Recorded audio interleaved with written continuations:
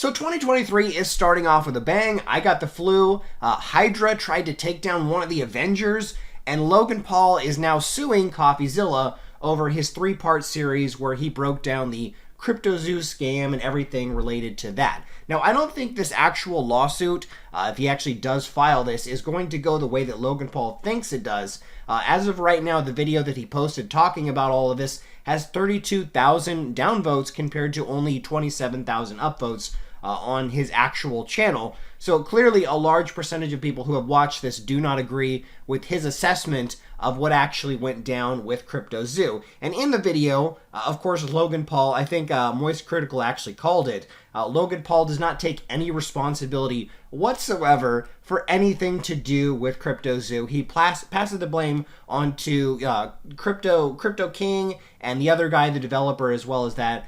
No blame is on him whatsoever. He's completely blameless, at least according to him. And he does say that he is going to be suing Coffeezilla. So I want to break down a few things in here. And I don't actually think Coffeezilla really has much to worry about as far as a defamation lawsuit. Now, there is one thing that may pose an issue with the actual phone call, and we'll go over that. But let's take a look at some of the clips from the Logan Paul video, and I'll break it down and give my opinion on that. Coffeezilla. I watched your 3-part series called Investigating Logan Paul's Biggest Scam, and like many on this platform, you have successfully used my name for views and money. While your work used to be impartial, your addiction to clicks has clouded your judgment, and you've made very real errors with very real repercussions. Okay, so the first thing I want to point out, he says, you successfully used my name for views and money. And that's kind of an allegation a lot of people have. People have been saying that about me, and that's just kind of how YouTube works. I think like half the videos on YouTube are talking about other people. Just the other day, you had some of the biggest YouTubers, pretty much every big channel, from Some Ordinary Gamers to Moist Critical to Asmongold, they were all talking about the arrest of Andrew Tate, right?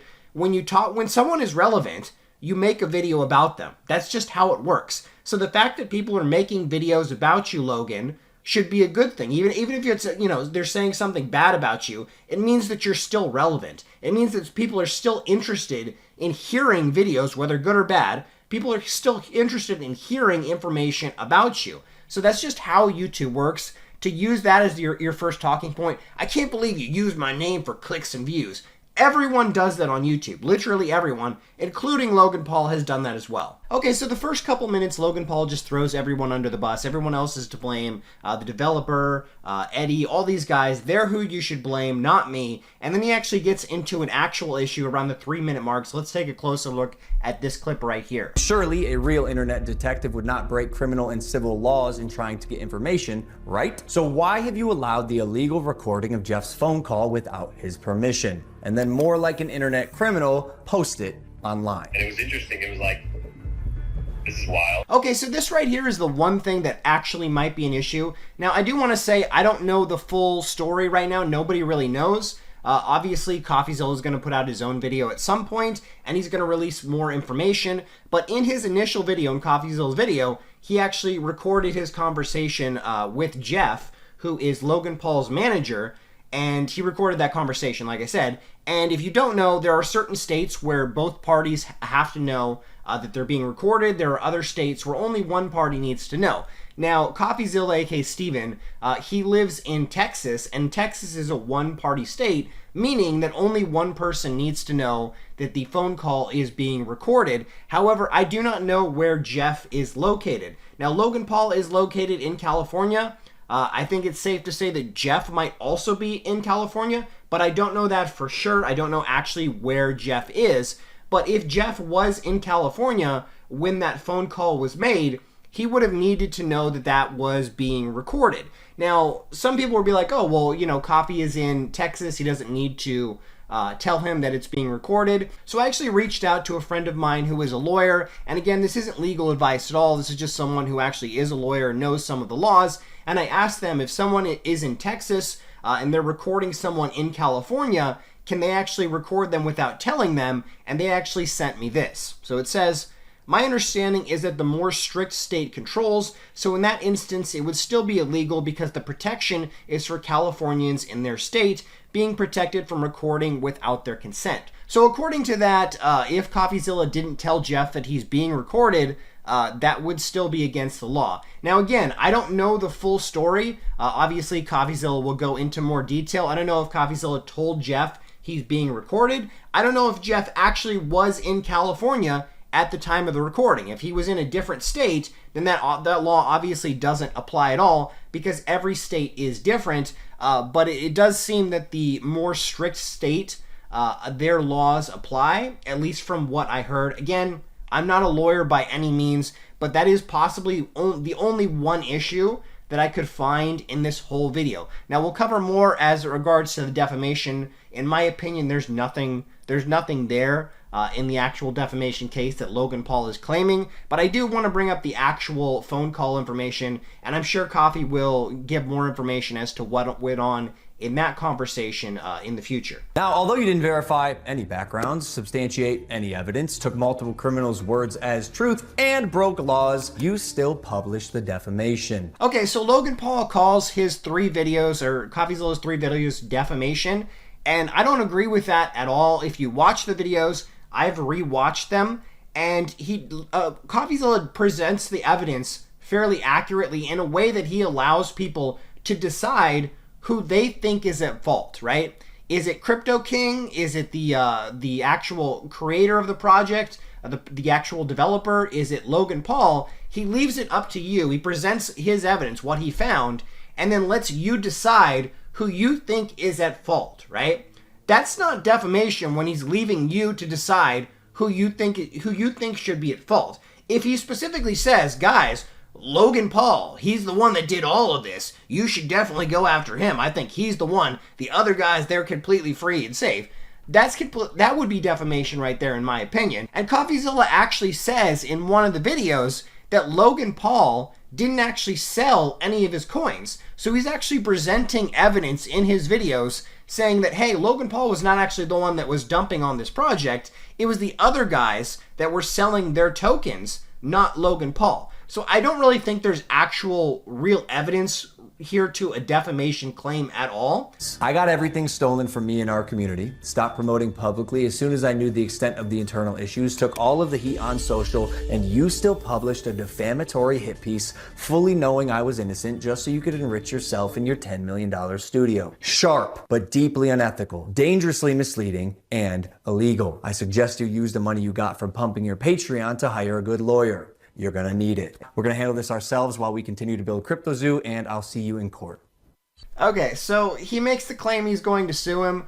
He says he should use the money he got from Patreon to pay his lawyer. He's gonna need it. Now, I actually know some information. I don't know Coffeezilla personally, but the same large creator who reached out to me and told me to get media liability insurance actually reached out to Coffeezilla years ago and also told him to get it. So I do believe that Steven, aka Coffeezilla, has media liability insurance, and what that is, if you don't know, is basically it's an insurance program like you pay for car insurance, and if you get sued for defamation, the insurance company is the one that actually pays for your lawyer fees. So if he has this, and again, I don't know that he does, but I'm assuming he does, if he has this, then if Logan Paul were to sue him, it's not going to drain him financially. It's not going to cost him hundreds of thousands or millions of dollars in lawyer fees, because his insurance company will pay for all of that. It's really not a costly endeavor to Steven at all. So Logan Paul trying to do the money flex game, I got all the money,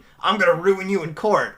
That's not going to work for him if he actually has media liability insurance, which I'm pretty sure that he actually does. Now, another thing to keep in mind is that Steven actually lives in Texas, and Texas has excellent anti-SLAPP laws. And basically what this is, anti-SLAPP laws are for if someone files a defamation case against you and there's no real merit to the case, you can get this taken to the judge before it actually goes to trial, and a judge will look at it, and if he thinks there's no merit, he will actually throw the case out before it actually goes to trial. So there's very little cost, time, or money involved in it if you can get a lawsuit thrown out quickly through the anti-SLAPP laws. Now, from what I've seen, you can make some allegations as to the phone call. Again, we talked about that, the phone call stuff. But as far as the defamation allegations, I don't see anything regarding that. I talked about that. Coffee presented his evidence very, very openly. He said, you can choose who you think is right or wrong in this case. And I really do not think that Logan Paul has any real case as far as defamation goes. And I really don't think it's going to go anywhere, right? Steven has media liability insurance, probably, and he lives in a state with great anti-SLAPP laws. So this whole thing is him just, saving face on his YouTube channel, Logan Paul, to try and, get back from some of the backlash that he got from Coffeezilla's video. I do not think this is going to go the way he thinks. I don't think his lawsuit, even if it goes to trial, is actually going to go anywhere or hurt Coffeezilla financially in any way. And another thing I want to point out is that Coffeezilla is an extremely well-liked creator on YouTube, right? He has people in his corner from Moist Critical to Some Ordinary Gamers to Asmongold. All these guys have watched multiple videos of his on their channel, have talked about multiple videos of him. They've had high praise for him. If he were to be sued and he actually needed money, if he actually needed to do a fundraiser, which I don't think he does, I guarantee you all those creators would make videos about it and try and get their followers to also support him as well, to try and help him out. So there really is, in my opinion, no downside to Coffeezilla, aka Steven, in this case. This is just Logan Paul trying to make himself look better after Coffeezilla did a 1-2 to his face and completely knocked him out. Maybe we could have talked about this if you had reached out to me, personally. Not my manager, Jeff, who is not me, Steven, but the first time you did was on Christmas Eve after you released your series so you could rely on false statements and unreliable people used recklessly. The subject line was third request for comment. Yeah, not quite. This will be my third time reaching out to you and your team. The first 2 times were through your manager, Jeff. The first 2 times were through your manager, Jeff. Okay, so the last time on Christmas Eve, after the fact, was to me. You have a funny way of twisting things. Okay, so Logan Paul makes the claim that Coffeezilla didn't make enough attempts to reach out to him, and that's not the case at all. Now, Coffeezilla has posted on Twitter that Logan actually had blocked him in the past, and what can happen is if someone blocks you and then you continue to try and reach out to them directly, some people could argue that you're, stalking or harassing that person. So I actually think it was very smart for Coffeezilla not to actually reach out to Logan Paul directly, but to reach out to his manager. That's what he did. He reached out to his manager once, reached out to his manager twice, and then finally reached out to Logan Paul after his manager did not give any information directly to Coffeezilla. I actually think he handled that very well, and the fact that Logan Paul is trying to be like, oh, you should have contacted me directly. I can't imagine how many people contact Logan Paul on any given day, and I'm sure Logan Paul does not respond to a good majority of them. So if a guy like Coffeezilla is going to put out a video, saying that this guy's a scammer or, his project CryptoZoo was a scam, I think it's very unlikely that Logan Paul would have actually wanted to talk to him before the video actually came out to begin with, especially considering Logan Paul had already blocked him in the past. So I don't agree with this. I don't understand his argument at all that he thinks that Steven didn't put enough effort to reach out to him. I don't think that's the case at all. And lastly, Coffeezilla, I now know your motives with this. Clout and money, good for you, but also you're slimy as so I'm not going to come on any of your podcasts. If you want to come on Impulsive and talk about this, that's fine. You've denied my invitation multiple times. You're still invited. It can be a one-on-one. If not, we're going to handle this ourselves while we continue to build CryptoZoo, and I'll see you in court.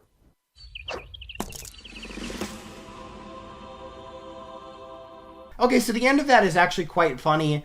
He calls Coffeezilla, he says he's very slimy. He says he's not going to come on Coffeezilla's show because he doesn't want to give him clout or anything. He says he's going to sue him, and then he's like, hey, but you can still come on the Impulsive podcast.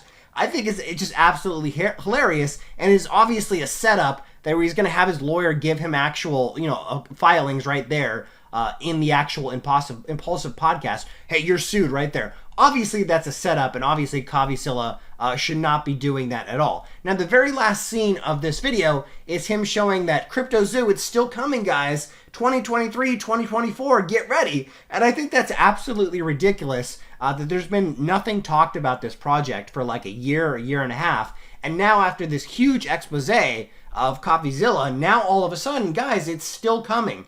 I think that's absolutely ridiculous. But that's my opinion on this Logan Paul suing Coffeezilla. Like I said, I really don't think Coffeezilla has anything to worry about. I'm pretty sure he has media liability insurance, so the actual cost of a lawsuit would probably be very minimum to him, and he would probably be able to get it thrown out through the anti-SLAPP laws of Texas, which this is the state that he lives in. But I'd love to hear your opinion. Leave your comments below what you think. Will Logan Paul actually go through with suing Coffeezilla?